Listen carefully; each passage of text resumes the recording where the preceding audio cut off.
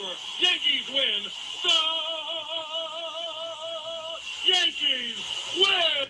Yes, they do. Welcome back to Dong City, July 27th, our 25th show. 25. I can't believe we have 25 shows already, guys. But this is our 25th show. We are excited. Lots and lots of stuff coming in. This is our first show after a weekend of baseball, which I can't believe is happening on July 27th. Rob Martinez in the background as producer. Vince Mercandetti, our host. How you guys doing today?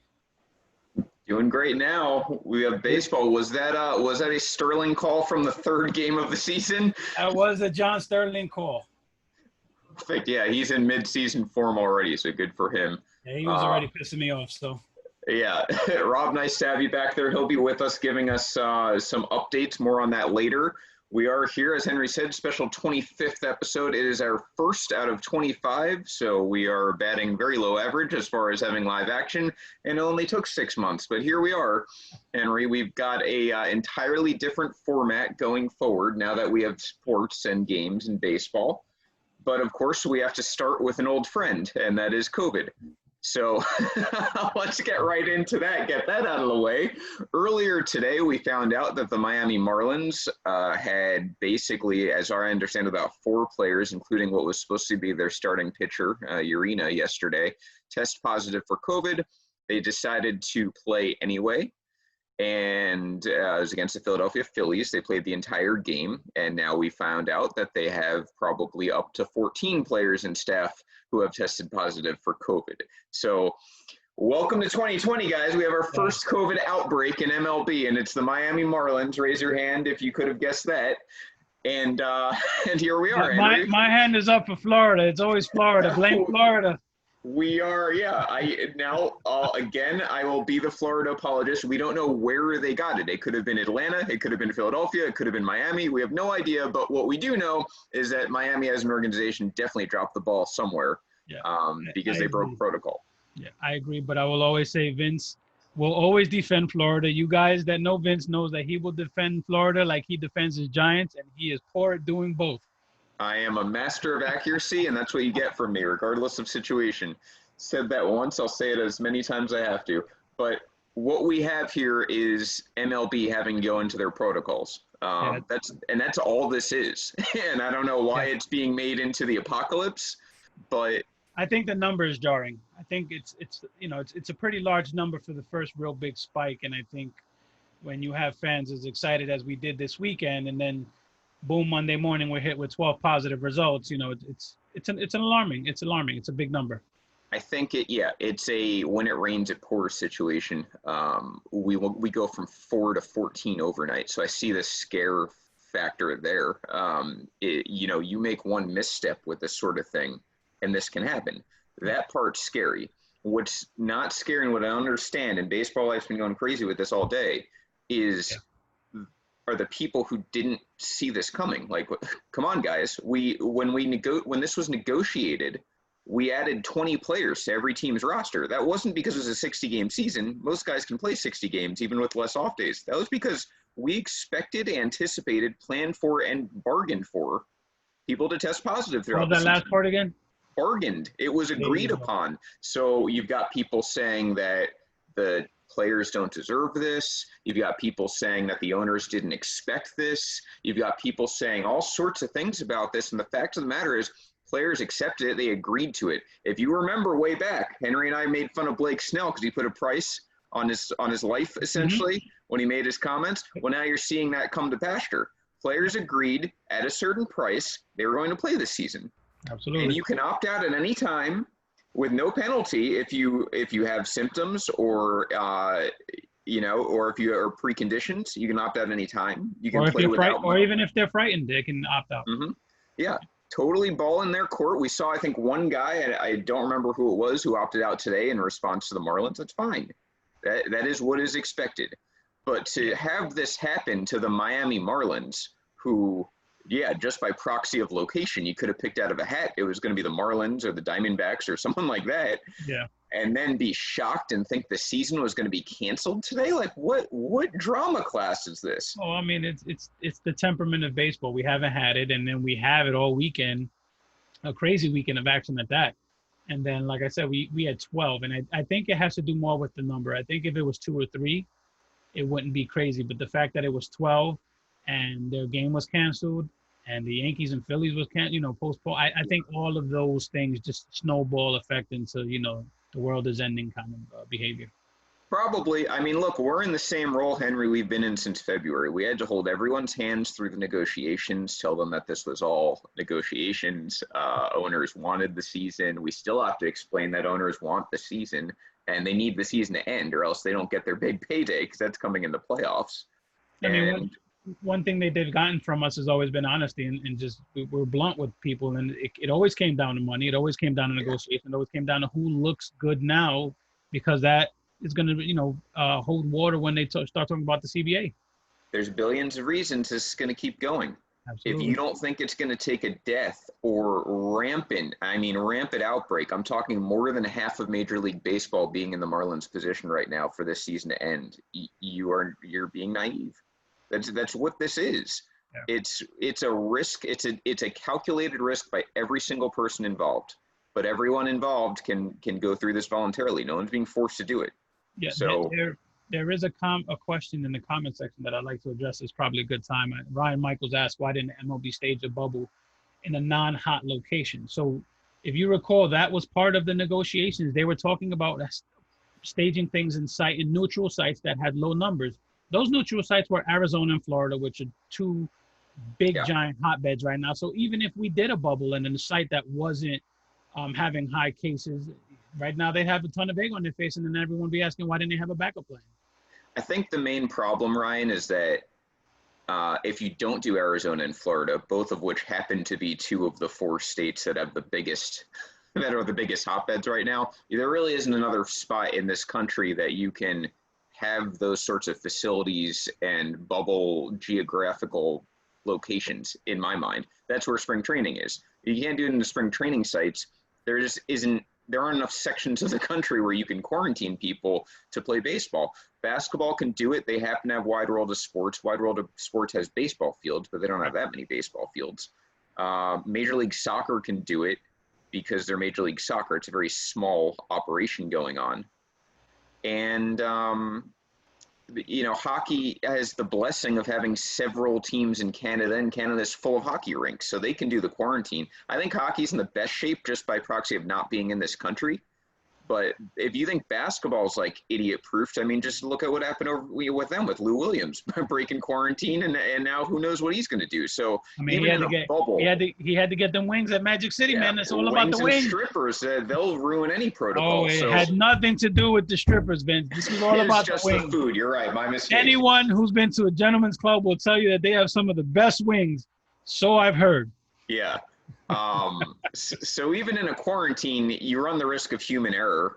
There's no surprises there. And football, it might be in the worst shape of all because they don't seem to even want to negotiate this sort of stuff. Seriously. We saw baseball drag their feet on it, but they got it together. Football training camp starting right now, and we're not any bit further. But we'll keep it to baseball. As of right now, Phillies, Yankees canceled today. I fully expect, Henry, I don't know if you feel differently, I think they'll resume tomorrow. I think so too. Once they get those results in. Right. It's pending the Phillies not having an outbreak similar to the Marlins, which I don't personally anticipate. They fumigated the visitor locker room. The Yankees aren't staying in the same hotel that the Marlins did. So I expect them to resume. As far as Marlins Orioles, wouldn't shock me if this whole series got canceled or they played in Baltimore. But if they play in Baltimore, man, the Orioles might start 5-1 if you're playing the Marlins backup team. Well, I mean, the Orioles had a good weekend to begin with. Yeah, well, hey, they played someone else's backup team. The 2020 Red Sox or the 2019 Red Sox backup team. So they're off to a nice, fortunate start. But this isn't something to freak out about. I've been on that all day. First place Marlins and first place Orioles. Yeah, if that doesn't say overreaction Monday to begin the season, I don't know what does. Yeah, you can't draw too many conclusions. We saw a little bit of it, and look, that's fans. Those are fans to a T. I was so angry Saturday when the Yankees got killed, even though I predicted they would get killed in one of the games this weekend. And B, it was the second game of the season and they won the first one. And now C, they're 2-1, which is all you can expect against the Nationals. Everything's fine, but that's part of being a fan. Knee-jerk reaction, overreaction is what we do. Yeah. Now, if you're drawing conclusions on the season, that's probably a different conversation, but sometimes it's hard to tell the difference. So all that said, that was some of the old Dong City you've grown accustomed to, is having to discuss COVID, having to discuss outbreaks, having to talk people off the ledge. Now we'll talk about new Dong City, and that is we have a new format going forward because we have baseball. Finally, we can talk about baseball, real live baseball. And that means a few things. One is that baseball currently at this very moment is taking place. So we have games underway. It fits into our 7 p.m. time slot. So what we have, Rob is into a additional role now. He's going to be giving us game updates. Every 10 minutes or so, we would say we're going to check in, see what's going on. Rob, if there's anything really major going on, obviously feel free to let us know. It's 7 p.m. I don't expect, no hitters to be completed, but maybe we get a 4 p.m. Monday game every so often. Yeah, sure, no problem. Could keep you updated. Yeah, this is your big spot. We have a few games going off right now, but also as part of these updates, we're going to talk about last week's games. Henry and I have the rest of this show to do that. And we're also going to be talking about games going forward and things like that. We've got a few new segments for you that we're going to keep in rotation going forward that you can look forward to every week. And, of course, we always want your interaction here in the comment section telling us what your thoughts are as we go on here. And so they're doing a very good job at that today, boy. They started early in the comment section. I love it. Like I said, Overreaction Monday, baby. Overreaction Monday. I love it. Yep, coming out firing. We've got a large viewership right now, too, judging by the Facebook stats, so I like that. We even got Rob Manfred in a fight in the comment section. I like that. Anytime you can trash on Manfred, I'm a huge fan of that. Absolutely. So, yeah, keep doing that, Dongers. The Dong Squad, that's what I'm calling the fans. Yeah, no, we got to find a better name than that. Yeah. Rob, why don't you start us off here, get us into the swing of things, give us our first game update segment here on Dong City. Let us know what's going on around the league. Sure, not a problem. Right now, on the top of the ninth, so we got the San Diego Padres up on the Diamondbacks 6-2. Right now, and the Blue Jays and the Nationals. Blue Jays are up 2-0. That's in the top of the fourth. Mid-second, right now, Atlanta Braves is up on Tampa Bay Rays 1-0. Brewers and Pirates still scoreless. Tigers and Royals still scoreless, top of the first. And Astros and Mariners are just on their way right now, still scoreless right now. How are the Astros still playing the Mariners? I feel like they play them like 50 times a year. Seriously, yeah, it's like I think they have a 4-game series, and it's like, okay. All right, and Mariners showed up already, so on one game, so yeah, they might even up the series. You never know. 4 right off the top. Thank you, Rob, for that. My takeaway. Leon just updated us. 3-0 Blue Jays. Yep, I see that, man. They're going to be a pain in the ass. I think you mentioned it, Henry. They're a pain in the ass. I don't know, man. I don't know. Yeah, they start hot, but eventually the not having a home thing has to become an issue for them. Yeah, and not having, a full pitching staff. I don't love their rotation or their bullpen. I think there's good pieces in both. I'm sticking to my prediction that Baltimore finishes ahead of them. Wow. All right, well, First place Orioles. Where's Noah when I need him? Where's Noah? I feel good about you losing that bet, but I didn't pick the Blue Jays for the playoffs, and I stick by that. They are up 3-0, though, so good for them. Padres, another little young, scrappy team to look at there.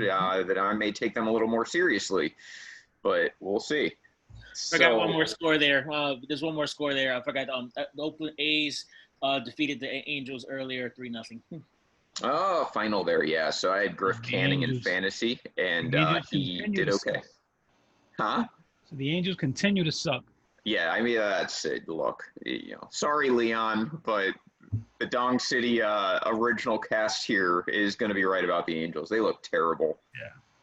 No surprises. Speaking of looking terrible, let's get into some of these past week games.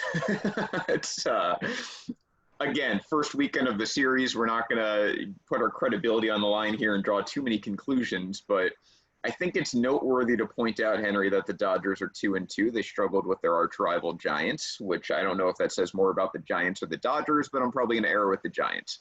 Yeah, it goes back to what, Sean, when Sean was on, it's something he and I both spoke about, which is them starting a little slow the last 3 seasons. And maybe this is that. Again, it's still early, so who knows? But, it's definitely notable. Yep. You mentioned Marlins 2-1. They won their first series. Orioles did the same. Cubs played the Brewers. Nice test for them early. They survived, winning 2 out of 3. Hey, look, I'm going from we don't have a fantasy show right now, but I'll bring you up my fantasy guys. I took Hap. He's got 2 homers already, so he's looking good out of that 9-hole. You need to touch on Kyle Hendricks, man. That performance he had was something else. If you like pitchers' duels, not even. If you like pitching performances, go watch Hendricks' first start.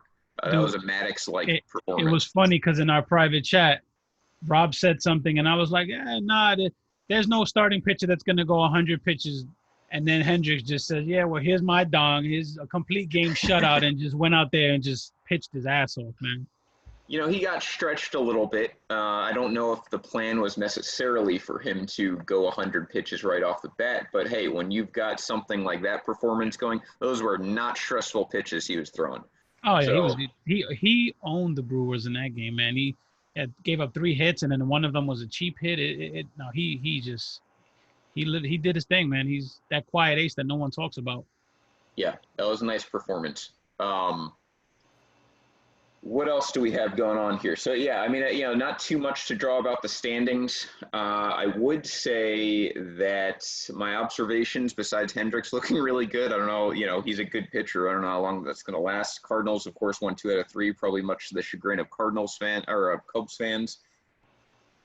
I don't know. I don't think that there's too much to draw conclusions of. As far as the Yankees go, Paxton looked terrible. His velocity is not there.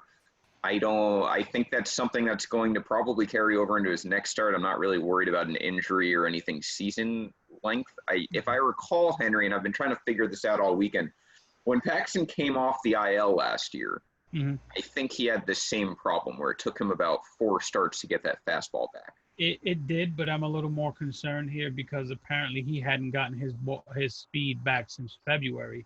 And that is concerning. I can't remember hearing anything or seeing anything about that in all the early spring training reports. But if this dude hasn't had velocity since February, something is wrong. And we don't have a good track record with pinpointing things pretty early. So this is a little concerning.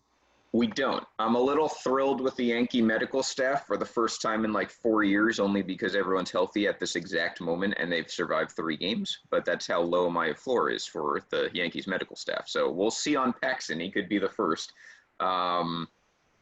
Red Sox look terrible. I think that needs to be said from a pitching standpoint. They looked god-awful, as bad. It's a nightmare scenario if you're a Red Sox fan.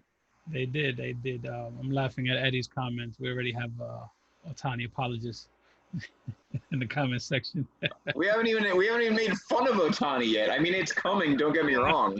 We're gonna make fun of Ohtani, but we haven't even gotten to it and he's already being defended. Jeez. It's well, so much for the modern day Babe Ruth. Anyone could put 6 guys on and come out of a game. That's not hard to do at all.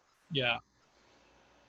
So, Alan, no, I don't. Well, I don't dislike the Mets. I'm a Yankee fan. I mean, I'm wearing a Yankee hat, for God's sakes. Come on. So yeah, those are probably the main things I'd touch on. Rays winning 2 out of 3 by the skin of their teeth against the Blue Jays, and Indians. Hey, really good pitching. That offense is going to be night and day sometimes, but the pitching's there. The Twins just dunged the shit out of the White Sox all weekend. That was fun. If you like hitting. That was the opposite of Hendricks. You like hitting, you watch those 2 teams go at it. Yeah, they put up a shitload of runs this weekend, and it was fun watching Matt get pissed off so early in the season. Yeah, I mean, look, you're kidding yourself if you think that the White Sox have the pitching to go super deep. They can make the playoffs. A lot of teams will, but their 2021 I've got them marked on my calendar. And the reason for that is that they need guys like Kopech to come back. They need a few of those guys to really kind of come into themselves, and they probably need another starter in the offseason. It also takes time to gel. They have a lot of young guys on that team. That takes time. Yeah, for sure. So I did meant to give a shout out to Shane Bieber because he also had a kick-ass performance this weekend. Trevor Bauer too. I think he struck out like 14. Yep. Yeah, those are the big pitching performances. Let's get into our plays of the week. We good with that? Absolutely. Rob, this is you again. So this segment, we'll do this every week. Henry and I basically pick our 5 favorite plays and moments, or we each pick 2. Rob picks the last one. Rob, you're going to show us all of these moments. We're going to start, Henry, with your first moment. Why don't you take us through this as soon as we can see it? My favorite play this weekend, all the pitching performances of everything I saw, was Francisco Lindor going so deep into the hole and showing off his absolute cannon of an arm. Rob is going to show us any second now. Here we go. Here we go. You got Clevy pitching, by the way. Yeah. Look how deep in it. Look at that throw.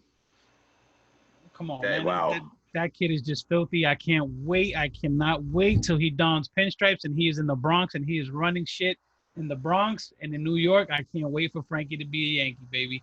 But that was one hell of a play, from his range to his arm to everything. Frankie was the man this weekend. Sorry about the sound. I forgot to unmute myself, but yeah, I forgot to unmute. So okay. The next one, I won't make that mistake. No worry. You know what blows my mind about that play? You remember, a lot does, but you remember 25 years ago, Jeter comes into the league. You're like just starting to see that jump throw, and that was not nearly that deep. He was in the outfield. Yeah, he was deep. Jeter's at the back of the hole, and he'll usually bounce throw it. That's what she said. First. Probably a lot. Now Lindor, modern day, as these guys are stronger and whatever, he's in the outfield and he's hitting the first baseman on the fly on that throw. That's without jumping. See, at least with Jeter had a strong arm, and Jeter the throw put some extra oomph into it. Lindor just pivots and tosses, man. That dude is a savage. The toss. It reminds me of Machado going into foul territory and just like slinging it across the diamond. We had our second moment here, Rob. Why don't you cue that up? It's I guess not really a moment as much as a game. And that was, look, you can say what you want about Jacob deGrom, back-to-back Cy Youngs.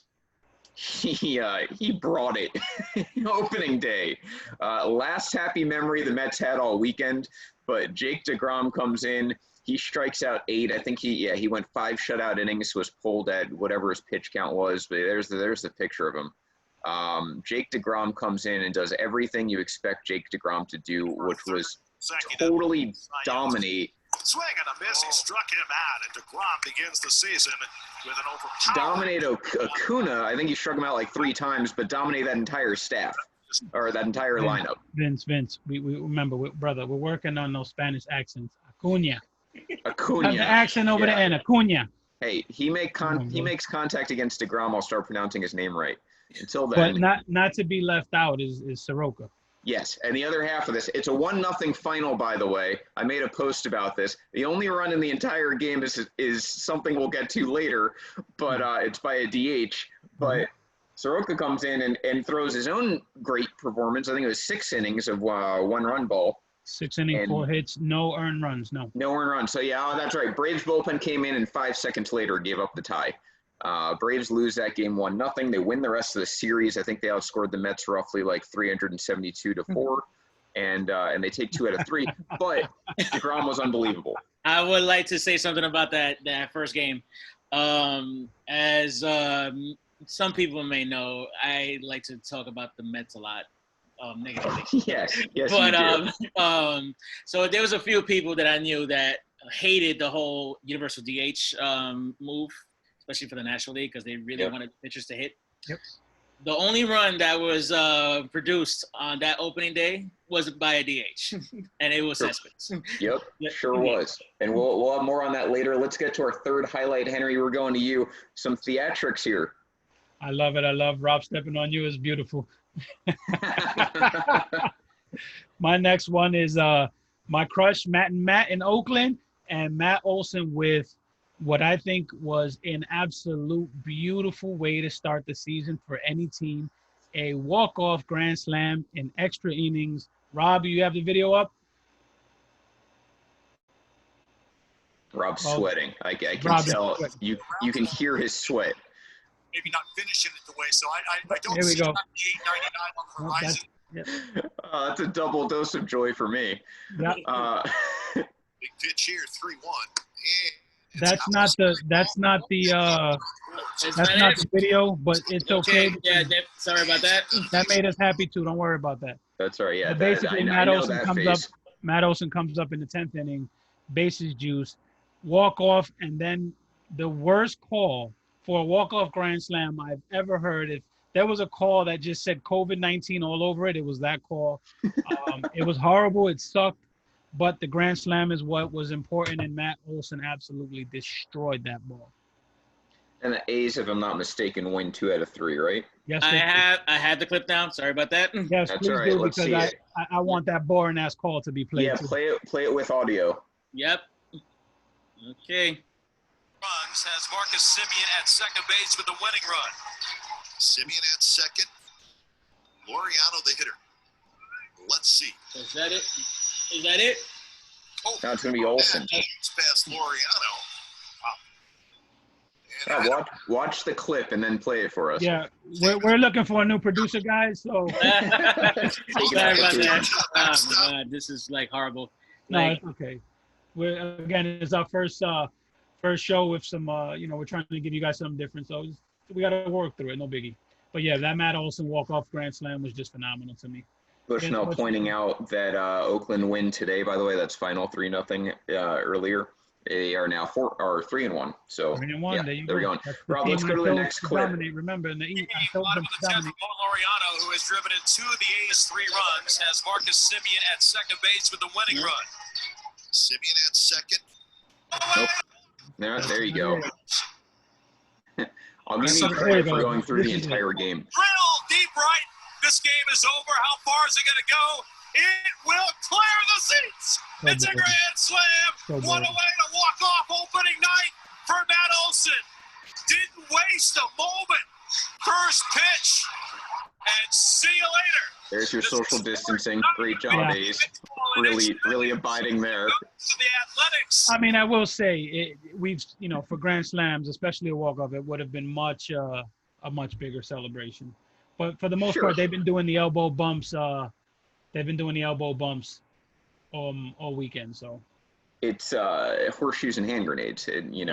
They you can't tell break these the guys. protocol. You break the protocol. It doesn't matter if you did it a little less bad. You can't tell these dudes, man. These guys have been jumping all over each other and celebrating, high-fiving since college and little league, and it's just hard to just say don't Yeah. do it.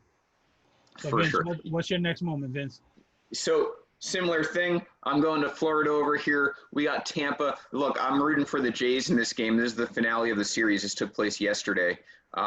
We get to experience with these extra inning games this runner on second business with nobody out, and I think the Blue Jays actually scored a run in the top of the 10th using that method. Bottom of the 10th, Rays down a run, and then the rest we see as soon as Rob could pull that clip up. coming up. Here we go. What I'll say is that, here it is. So 5-4, you got 2 on here. They had the runner inherited on second. I think there was a walk or something along those lines. Kevin Kiermaier up. Side back into the corner. Here comes Smith to tie Crop it. just as loud as it is any other year. Here's your relay. Not in time. Tries to swipe tag. Doesn't get it done. Rays win in very Rays fashion. Wasn't a home run, but it was a double down the line and good base running from first.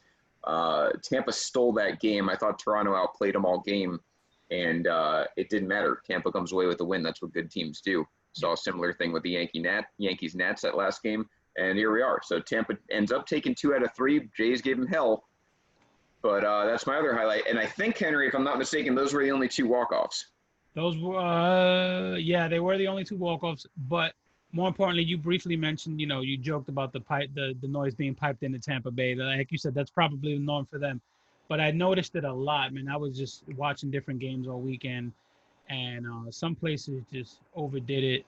I don't know. Can the players hear the noise being piped in, or is it just an audio thing for the television screens? No, I think the players hear it. I'm pretty sure. It was horrible, man. Some of these places were just overdoing it. I didn't like it. Corey blowing us up all weekend. He's watching the Padres game, and they, I guess, were like on like Planet Volume 11 to quote "This is Spinal Tap." They were really overdoing it over in San Diego. You know, these teams that don't usually have a lot of fans really should just keep it, you know, same way. Yeah. Volume 6. Well, I've been since the beginning interested to see how the game sounds. You know, let me hear it. You know, everything is different this year. Give me the full experience of COVID-19 baseball. Yeah. I want to hear the gloves pop a little louder. I want to hear players talking shit to one another. I want to hear the bat on the ball. I want to hear a home run land in the stands and bounce 20 sections, which we saw earlier with Stanton. I want to see all of that. I want to hear it all. Don't give me artificial noise. That just pisses me off. I actually really like home runs without fans because I get to see specifically where the ball lands. Sometimes it gets mixed up in the crowd and you don't actually know how far it would have gone or whatever the case may be. Now we get an accurate representation. And some of them don't land. Yeah, more on that. Actually, so yeah, Rob, we've got our final moment here. Are you ready to go with that? Yes, I can't really find a clip, but I could give you a few words of one of my favorite moments of start of the season. Sure. Was the solidarity of MLB supporting Black Lives Matter. That was an awesome display. That was presented first at the Yankees Nationals game. Everybody kneeled, took a knee before the anthem, out of respect. It was just a great moment for baseball that they did it right. They absolutely did it right, representing the movement, and that was my favorite moment this past weekend. Yeah, absolutely, and you know, adding on to that's well said, Rob. Look, I'll give my perspective here. I watched. I didn't see it live because we were on Dong City for Yankees Nationals, but I did watch the highlights of that, and then I saw what the Dodgers did over in LA with the night game there. I thought MLB nailed it. They got it 100% accurate as far as how this should have been done tastefully. It wasn't during an anthem. It wasn't controversial. There wasn't, you know, they had a little video of the players expressing how they feel. I've got no problem with that. I like getting to know players more personally as far as their thoughts on things. That's why Twitter was invented and is so successful. And then you get to, you know, the symbolic rope and whatnot. The thing that struck me that I liked was some teams, not all teams, did it as a team. They made a decision whether they were going to kneel, whether they were going to stand, and they did it as a team. They did it before the anthem. They did it in a very tasteful way, and you could see the raw emotion sometimes. The Dodgers were a great example. You've got Bellinger, and I can't remember who was on the other side of Mookie Betts, but they've got their hands on his shoulders. He's kneeling, they're not. That was emotional. That's what you ask for in sports. You can put the politics aside. You know, I don't feel the need as a white male to have all lives matter moments. I know my life matters, even if we're celebrating the fact that Black Lives Matter as well. And when you're baseball and you have Mookie Betts and guys like that in a very small minority of players, we're losing black players as the years go on. I think it's important. And if you disagree with that, that's fine. You know, it's fine to disagree. But MLB got it right. This shouldn't have offended anyone. It shouldn't have insulted anyone. And this is what baseball is all about. I am hosting a show right now with a Puerto Rican from the Bronx. I am an Italian American living in Florida.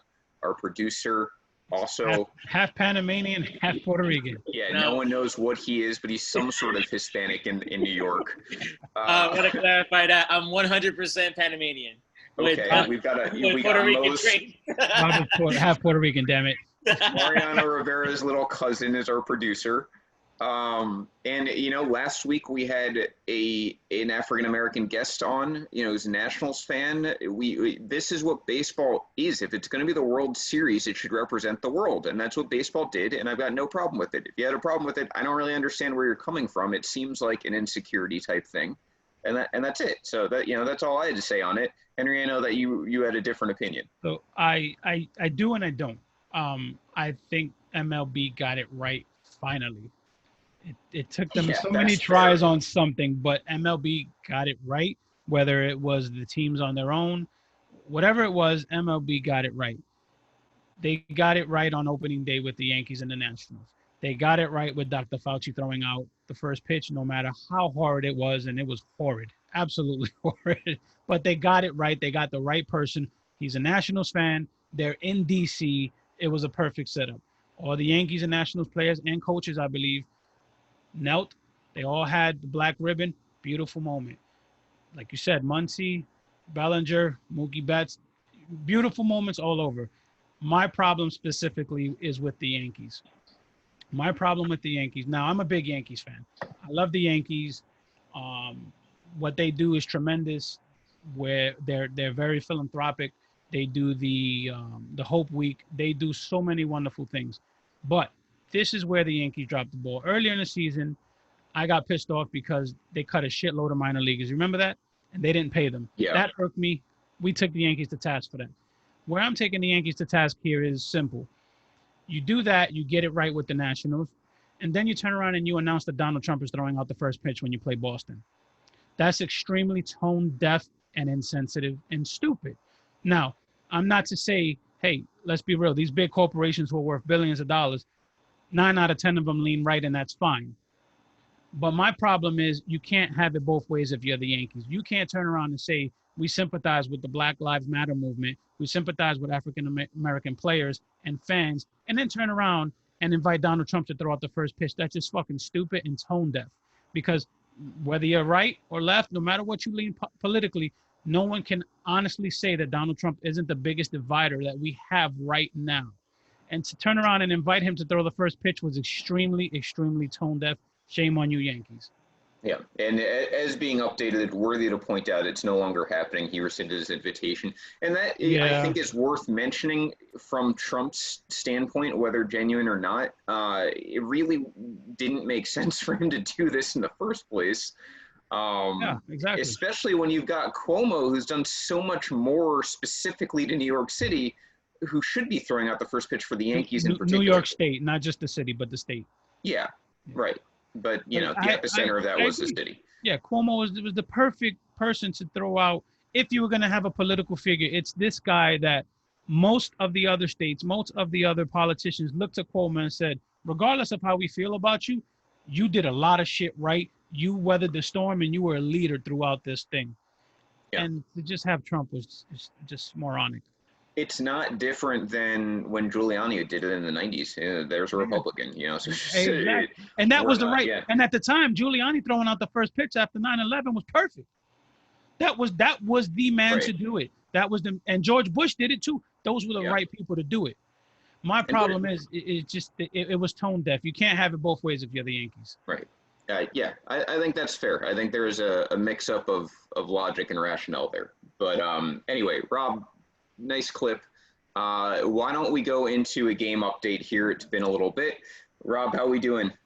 So far, at the middle of the fifth, Blue Jays are up 4-1 against the Nationals. A's and Tampa are tied in the top of the fourth. Still no score between the Brewers and the Pirates. Bottom of the second, Kansas City is up against Detroit 1-0. Houston and Seattle are still in the second inning, no score. Mets in Boston, they're underway right now. There's a delay going on with the Cubs and the Reds, and we got a couple final scores. Again, A's beat the Angels 3-0. Final with the Padres against the Diamondbacks 6-2.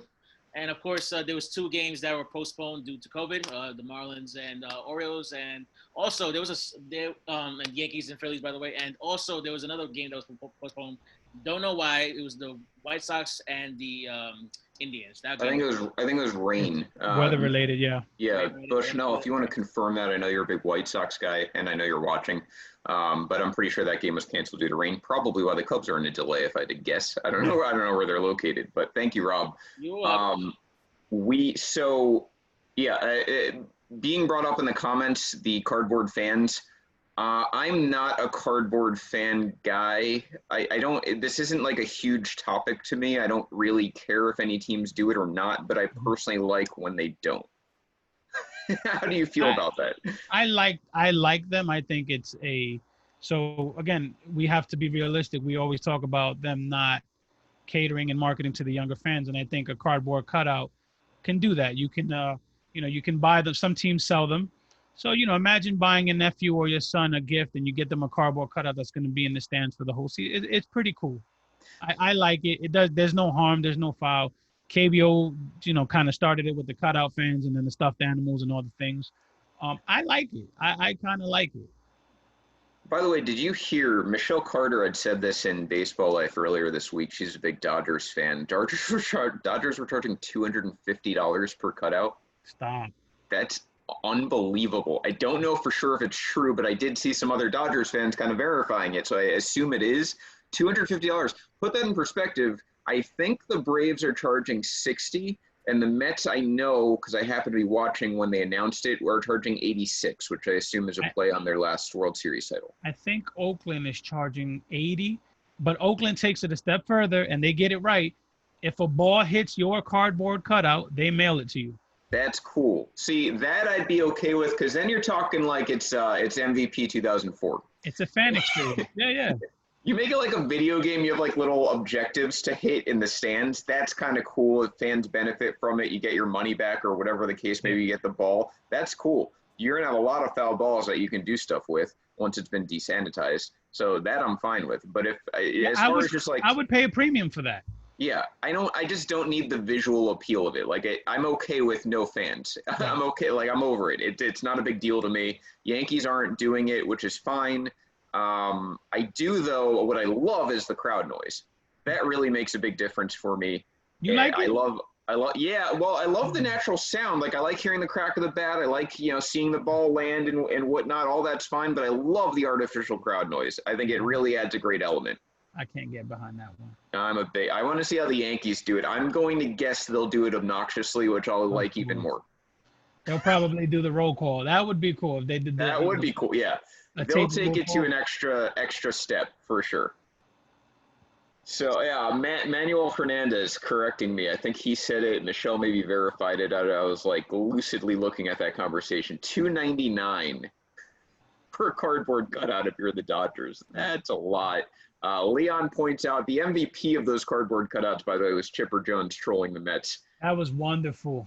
Yeah, and the Astros in the trash can. Both of those were great. Yeah, Orbit in the trash can with the asterisks and that was great. Yeah, that was good stuff. Matt confirms the White Sox not only were in a rain delay, but that game is now rained out. Doubleheader tomorrow, so we will see that.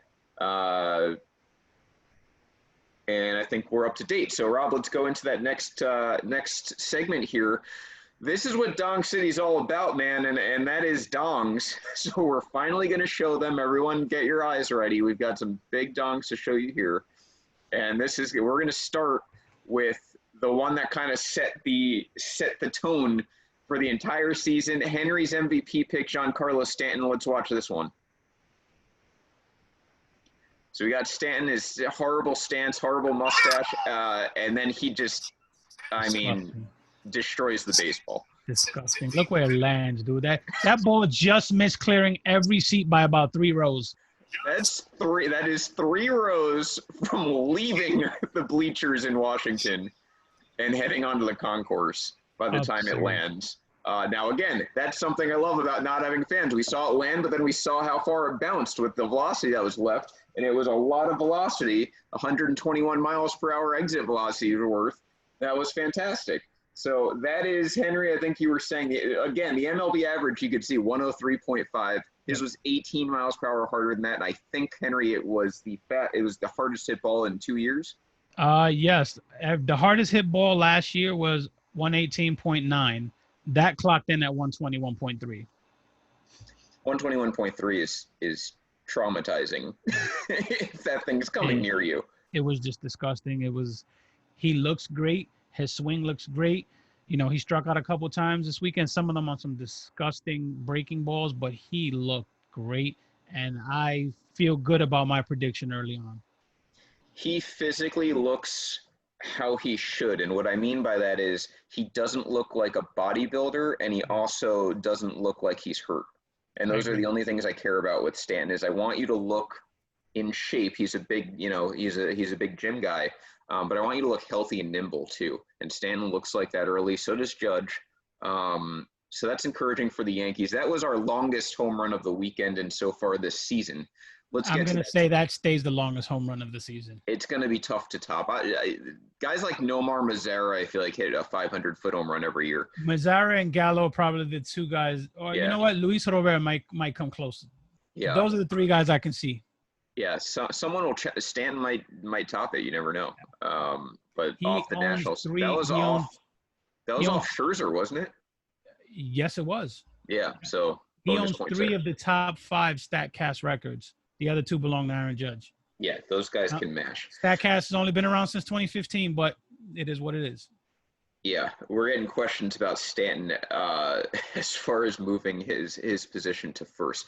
I think so. The question is from Leon: would you consider putting Stanton at first? Right now, he's a DH. I don't see him playing the field at all this year, especially because the Yankees have like 8 outfielders, some of which aren't even on the roster because they have a lot of depth there. Yeah. I personally, if I'm going to lock up Aaron Judge and his contract is up after 2021, I'm leaving first base for him. Luke Voit is not my first baseman of the future. I don't even like him as my first baseman of the present. But I am leaving first base either for Andujar or Judge before Stanton. I'm okay with Stanton being a DH for the rest of his career at that price point and with the production he can give and the injury-prone aspect that he's known for. Do you agree with that? I don't like the idea of just throw anybody at first base. I think it's a little disrespectful to the position. Yeah, that's fair. You know, I did play first base myself, but you know, it takes a lot. And there's a lot of flexibility and stuff that you need at first base. And, you know, does he pull? He's full of muscle. Does he pull a muscle trying to stretch for a ball? You know, they're trying to do something. I like him in right field. He's a very good right fielder. It just so happens we have a right field that's a great right fielder. Right. I'm okay letting him rotate in the outfield and DH. I personally would like to see Andujar, who was a below average defender at third base. I think he can become an average to an above average first baseman. His issue wasn't glove. His issue was range and throwing. Yeah. So that's Andujar's issue. His glove, he could pick them. Andujar would pick some of the nastiest balls, but he couldn't throw the ball.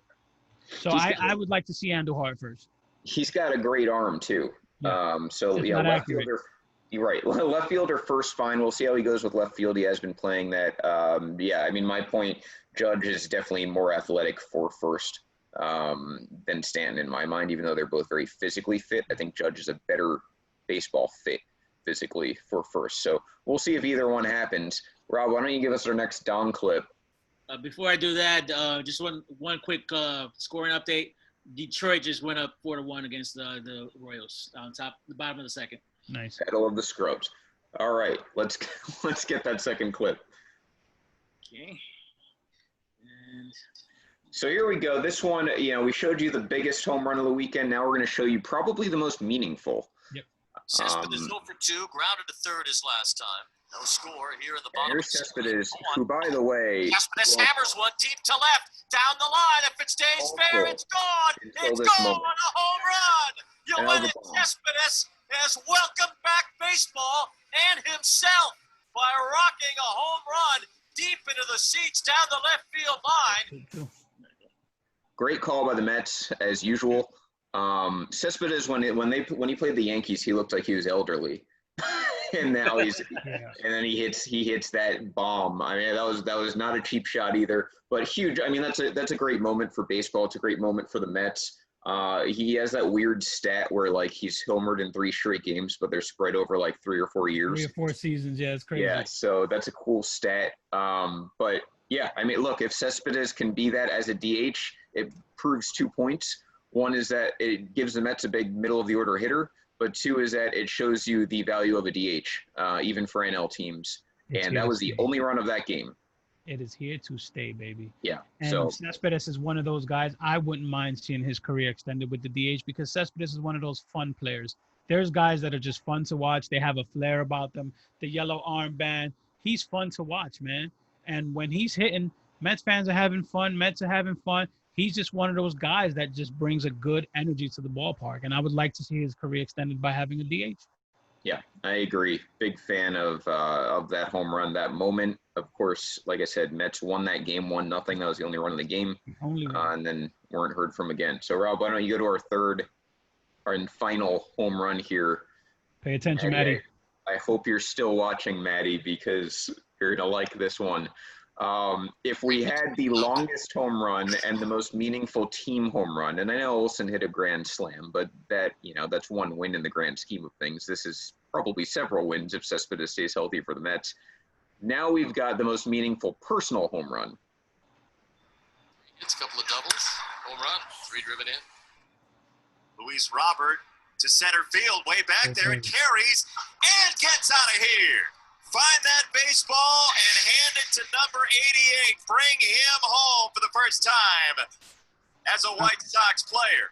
All you had to do is get it up in the air and it's gone. He got it up in the air and it kept on drifting. And the park. That's such a classic color guy comment. Luis Robert. Robert. Thank you for was that, did we have video there, Rob, or was that just audio?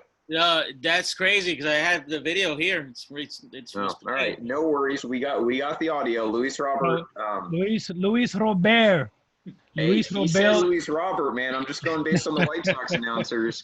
Luis Robert already shit in the bed where he's not giving us all video. Here it is for those of you who wanted to see it visually. In a whopping 10-run game. Carries and gets out of here. It's a wall scraper.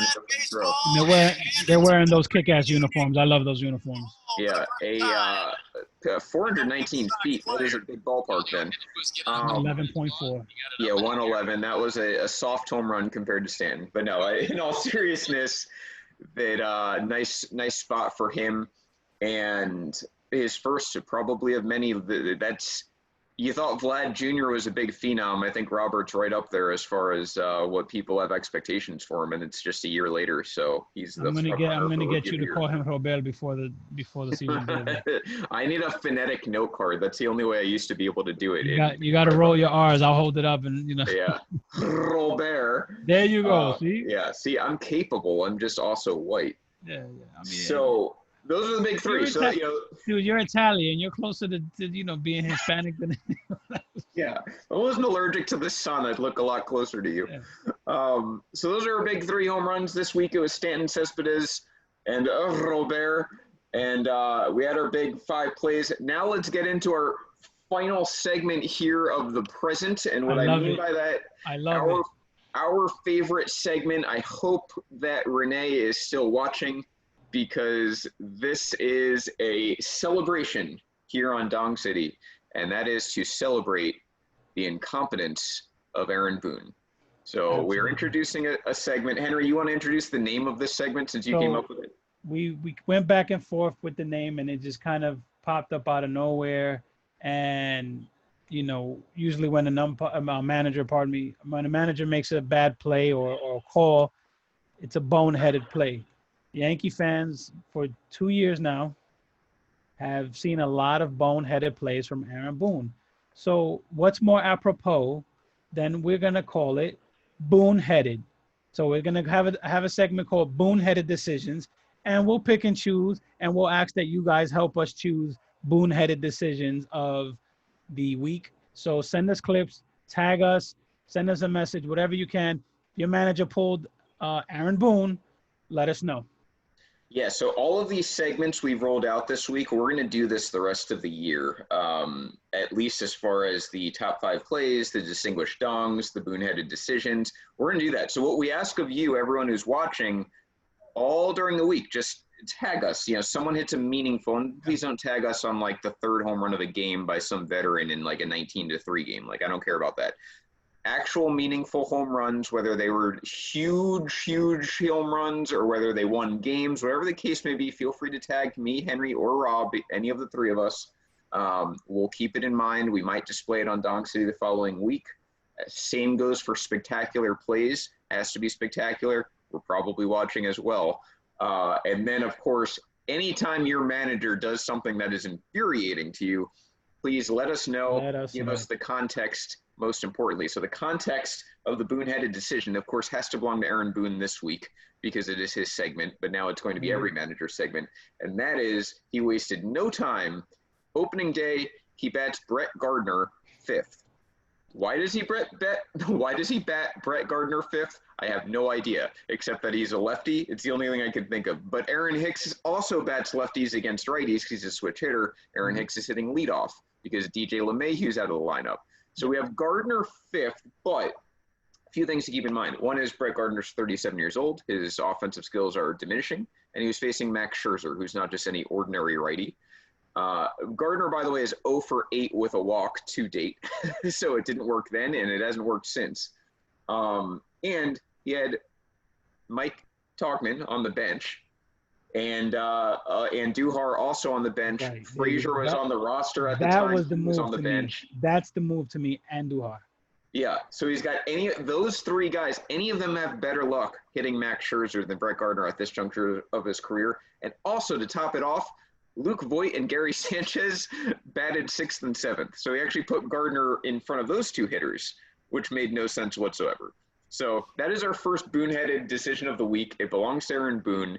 Renee, if you were watching, that is just a taste as far as why Henry and I do not care for the decisions of Aaron Boone, because he does things like bats 37-year-old, what should be 4th outfielders, 5th on opening day against Cy Young candidate pitchers. That's a very nice way of putting it, by the way. Thank you.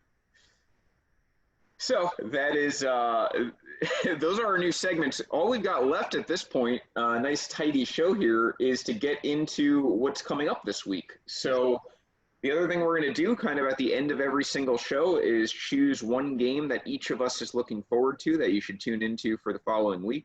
I will start it off. I know that both of you have games for me that are going to be a total surprise. We haven't discussed it. I'm going to go with July 31st. That's 4 days from now, so that's this Friday. Yankees, Red Sox. Now, that might not have as much excitement as past years because the Red Sox aren't very good and there are no fans, but it is the return of Masahiro Tanaka. Speaking of Giancarlo exit velocity, Stanton had taken him out in a warm-up, and he's been out ever since. He just was recently rehabbing. Now he'll return to the mound. Big gain for the Yankees. They get their rotation back, and they still have Jordan Montgomery to deal in as well. So Tanaka debuts Friday against the Red Sox. Should be a good game. Red Sox should be however bad they want. They always play the Yankees tough. Yep. So that should be a good series.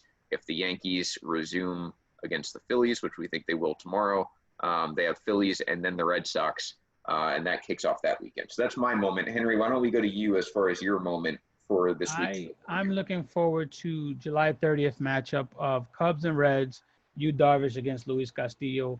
I'm one of the few guys that are still high on Yu Darvish, especially how he ended the season last season. You guys know my love for Luis Castillo. I want to see that game. I am a big Luis Castillo fan. I picked him, I think, for Cy Young. Mm-hmm. And obviously the Reds are now my unheralded second favorite team. They're my NL team now, ever since seeing Luis Castillo get me free pizza. So I'm right there with you. I'll watch all of his starts if I can. Reds, by the way, looking every bit the part of that team that could win the Central after this past weekend. Good offense, bullpen doing enough. They are 1-2 though. Yeah, 1-2, but I think it'll turn around. They've had some good performances. Yeah, definitely. But that's the pitching matchup that I look forward to the most. So I like games that have two good pitchers because usually those games don't live up to the hype and there's a shitload of runs. Absolutely. Rob, are you ready? Are you ready to tell us about your moment? Yes, I am, and I'm actually surprised nobody picked this series. I am looking forward to the World Series rematch between the Houston Astros and the Los Angeles Dodgers this week. Oh, that's a good one. That's a very good one. I saw it on the schedule, so that's a really good find. I did not. Look at Rob. Yeah, series starts tomorrow. Series starts, okay, nice. That should be good. Astros get to play a major league team for the first time, and the Dodgers should be nice and hungry at 2-2, or 2-2 is what they are now. And Walker Buehler's starting. Yeah, what's the deal? Is he really piggybacking? I don't know. Or being piggybacked? I don't know. Dodgers fans, Michelle, you just commented. I know you're watching. Manuel, if you have some knowledge on that. I had read, and I don't know if I'm confused, that Walker Buehler he was supposed to have like May as his piggyback, So he was only going to pitch like half a game, and then May was going to come in. I don't know if it's to conserve innings or he has some sort of injury I don't know about, but I'm wondering, I mean, that's the Dodgers ace in my mind. So if he's not going to pitch complete, performances, I don't know who is. Yeah, I think that was scheduled to be Verlander Kershaw, as Michelle points out, but Kershaw was scratched and Verlander is hurt. Yeah. Ooh, let's talk about that real quick before we sign off here.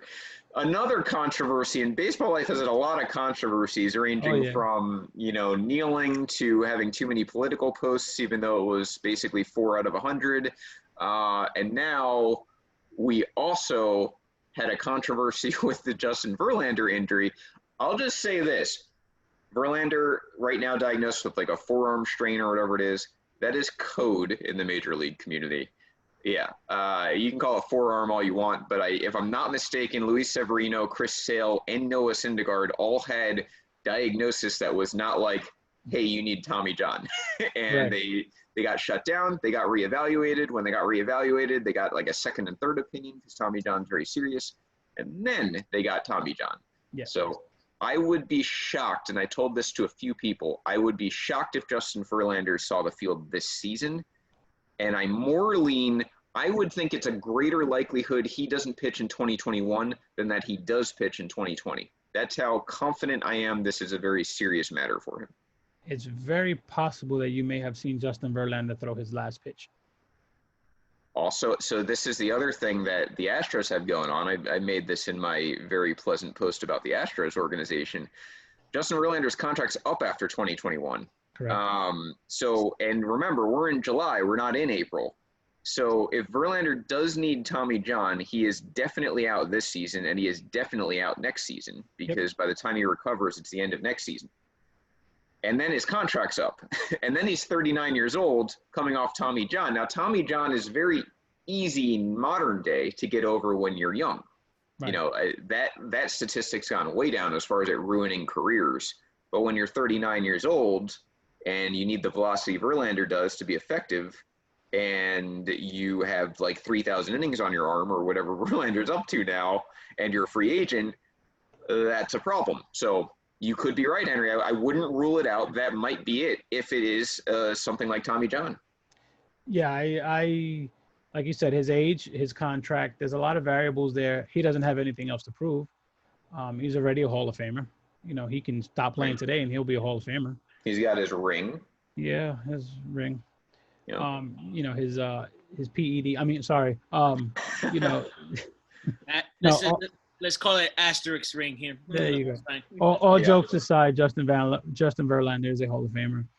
He's had an astounding career. He found a miracle fix in Houston to fix what looked like a tail-spinning career. But, Tommy John at this age, at some point, the competitor in him and his wife and his family, they have to say, what do you have to prove? What is coming back at 39 years old? If you have the surgery, if he needs it, what is coming back at 39-year-old? What does he have to prove? Yeah. I don't see it's the possibility of him winning is slim. You come back, you're going to probably fail. Teams are going to expect you to fail. You're going to have a period of throwing the ball differently. It doesn't make sense. I think if he has to get Tommy John, I think that's his career. By the way, I was almost dead on accurate. I threw a number out there. Matt said 2,988 innings. That is a hell of a career as far as being able to throw that many innings at the major league level. Yeah. To think that you're going to throw many more is really just being greedy. But, if it stops here, he had a great career. Very Clemens-esque to me. There's definitely something interesting about leaving Detroit and revitalizing your career in your mid-30s. Reminds me of when Clemens left Boston at a younger age and somehow became an ace again. We know what Clemens' story is. We don't know what Verlander's is. So, yeah. Let's just say it wouldn't surprise me if Verlander's story is similar to Clemens. It would not. Leon points all out the Astro hate aside, I'm being very serious. It wouldn't surprise me. Yeah. 226 wins, Matt points out, so he's not going to come near 250 if it's a serious injury. We'll see on the injury. Not a guarantee. Does not look good. I'd say there's a 90-10 chance he's missing this season. So Justin Verlander's probably. I'm looking at the. Yeah, he's. I don't see anybody getting 250 wins again. Forget 300. I don't see 250 for anyone. it's nearly impossible now. Bartolo Colon's at 247. Yeah, and I He's don't even know where in 47 the years world old. he is right now.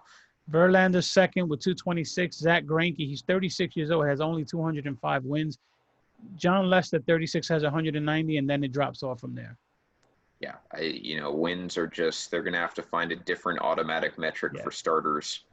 I think CC is the last 250 winner, and I don't see it. People forget about 270. 300. We may never see another 250 winner. Yeah. I'm okay if they change the rules surrounding a win, but that's a topic for another day. Yeah. So, yeah, Leon brought up maybe he comes back as a closer. I don't even know about that, but now you're asking him to learn how to pitch again and learn a new role. Yeah, and I don't know if someone with that personality, I know like guys like Smoltz did it, Schilling did it for a little bit. I don't know if guys like with that personality at that age, at that juncture of their career would be willing to do that. Yeah. When for what team? A team that takes a flyer on him, I'm guessing, is going to want him to start over being a closer. Yeah. So we'll see. But I'm looking at this career wins list, and the only person in their 20s that has a shot is Garrett Cole, and he doesn't even have 100 wins yet. He's just shy of 100. Yeah, well, you spend that time on the Pirates, it's going to be slow go of it. I can't say. Well, hey, Cole's in the market. Like, this is the other thing, too, is you've got to be in a market that isn't going to rebuild for 3 or 4 years. They're going to do whatever they can to compete every year. So, really, you're looking at maybe half of the major league teams. Yeah. Who you've got that shot. And even like a team like the Yankees, how many games is a manager like Boone with modern analytics going to take away from a starter? Too much. We saw it in the wins, I should say. We saw it in the Nationals game. Yeah. Who was it? Scherzer? No, it wasn't Scherzer. It was on Sunday game. Patrick Corbin. Yes. Patrick Corbin was killing the Yankees, striking us out left and right. I think it was the 5th inning, maybe the 6th. It was 7th, I think. It was 7th with no outs. Yeah. Gleyber hits a home run. I think that was like the second hit of the game because Gleyber had both hits at that point. Then they pull him. 75 pitches at that point. It was 75 pitches. He not only was he killing the Yankees, he was getting us out with like 10-pitch innings, 13-pitch innings, 12-pitch innings. Very low stress. There was no reason to take him out of the game, and it cost him a win. And we see a lot of that.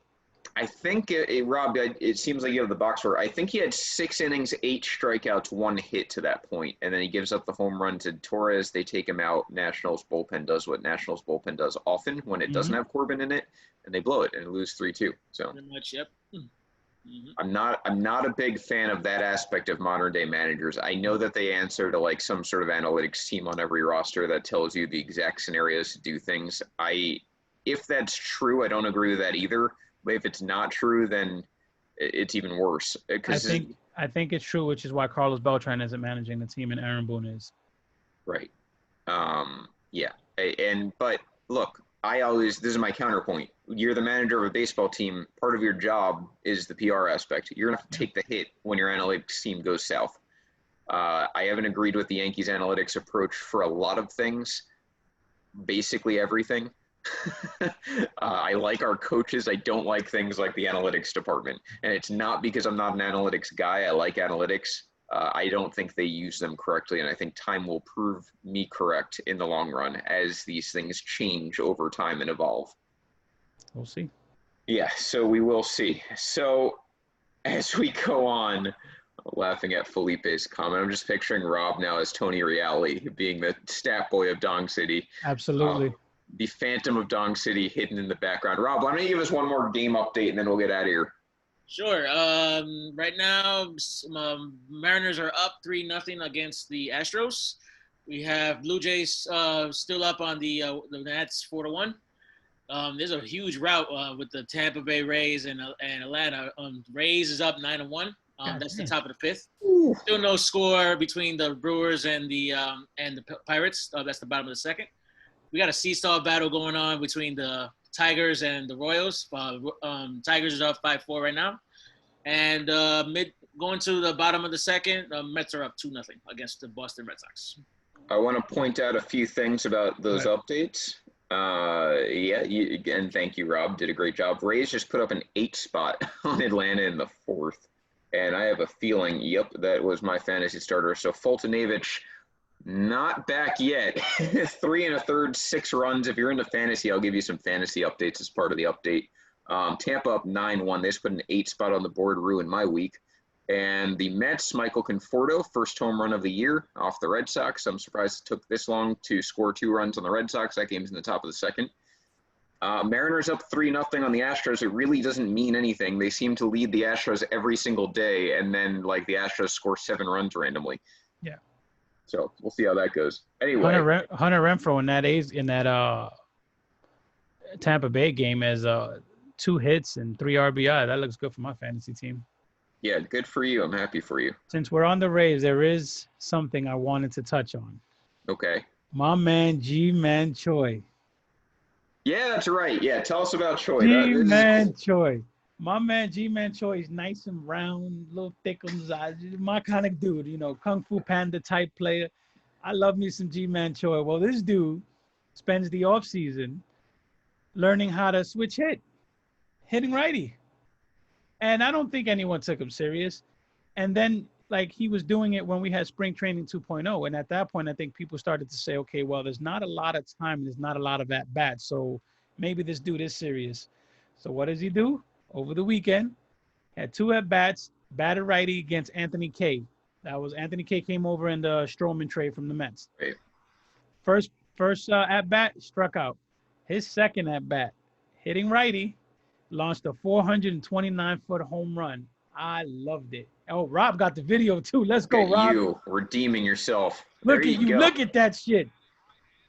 I mean, that's some swing for a guy who just picked it up in the game. Man, you have to be a true professional baseball player to do that. I mean, I know he's obviously been practicing on it, I'm sure, for years. And then from that angle, there's a little bit to work on. But, look at the exit. He launched it 430 feet I love from the it, opposite man. side. Well, I think it was 110 miles per hour off the bat. It was off Anthony Kay. It was a 90-mile-per-hour four-seam fastball. I loved it. Give me my big, chubby, little round dude, man. I love it. I loved it. I wanted to get that in there.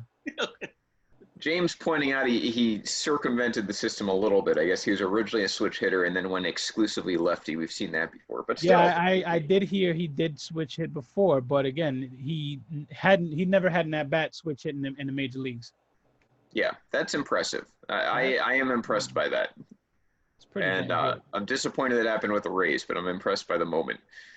So there we are. That should do it for us here on Dong City. No, that should not do it. Henry refuses to end this show. Oh, yeah. One more person to think about. Modern day Babe Ruth. Vince, you want to get into that real quick? And breaking news, he still hasn't got out the inning yet. Modern day Babe Ruth with an infinite ERA for the Angels pitching staff, of which they acquired Dylan Bundy this offseason as the highlight. Modern day Babe Ruth comes in and gives up 6 consecutive base runners and then is like, peace, I'm out.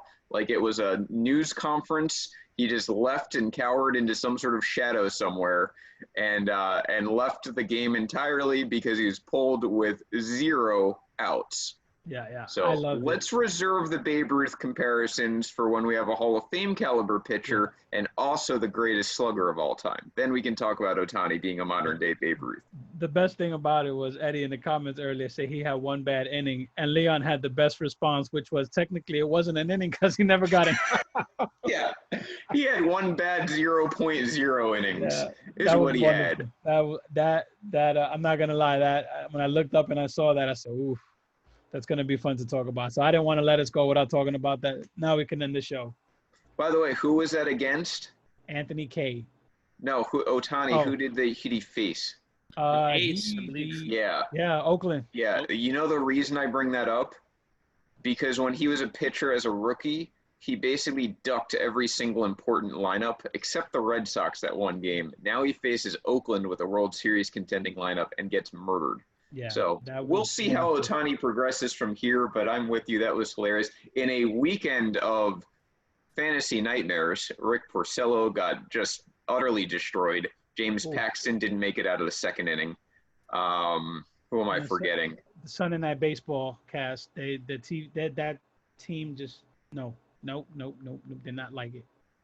Yeah, that was a mess. I heard Chipper was doing well dropping baseball knowledge for a while, but then it's not hard to do. It's not hard to get a Hall of Fame guy to talk baseball, but it's hard to get a Hall of Fame guy to translate that into watchable television. Yeah.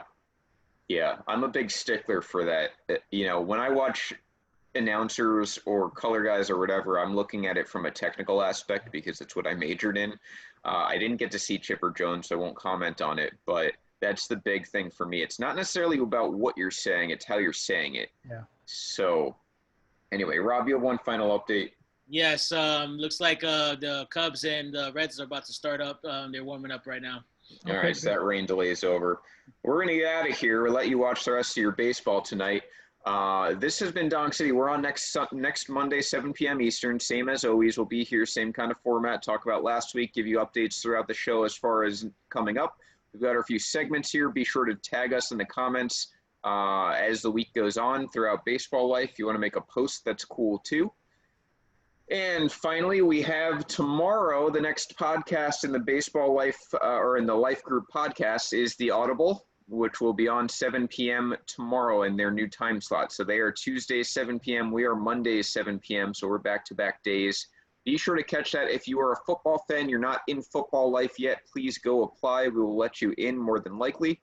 But yeah, football season starting up, you may have just not known there was a Football Life or not joined it yet because there wasn't a season. We highly suggest it. Randy Hammond and Matt Bushnell host that show. They do a really great job going in depth about football. Both played for a long time. They know what they're talking about. Fun show to watch. We encourage people to go into Football Life and bring friends into Football Life, as it is America's most popular but not best sport. So here we are. But this has been Dong City. We most encourage you to come back next week every Monday. Bring your friends. Thank you for joining us tonight and have a great night. Dong City, bitches. Later.